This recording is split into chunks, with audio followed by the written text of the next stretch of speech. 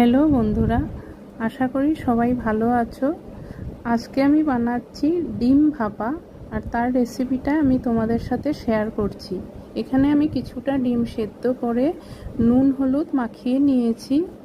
এবার শস্য, পোস্ত, কাঁচা লঙ্কা আর আদা একসাথে মিক্সিতে দিয়ে একটা পেস্ট তৈরি করে নেব। পেস্টটা তৈরি করা হয়ে গেছে। এবার সেদ্ধ করে রাখা ডিমগুলোতে একটু নুন হলুদ মাখিয়ে একটা টিফিন কৌটোতে রাখছি। এবার শস্য পোস্তর পেস্টটাকে ডিম সেদ্ধগুলোতে ভালোভাবে দিয়ে নেব। এবার একটু জল দিয়ে দিলাম এটার মধ্যে, আর কয়েকটা কাঁচা লঙ্কা দিয়ে দিলাম। ঝাল যে যেরকম ভালোবাসো সেইভাবে দিয়ে নেবে। সামান্য একটু কাঁচা সরষের তেল দিলাম।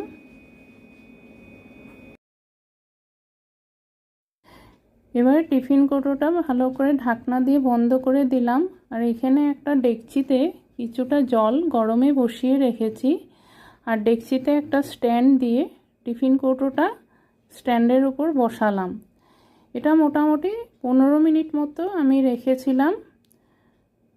15 মিনিট পরে গ্যাস অফ করে কিছুক্ষণ ঠান্ডা হওয়ার পর আমি টিফিন বক্সটা খুলেছি। এবার দেখো ডিমগুলো কি সুন্দর ভাপা হয়েছে।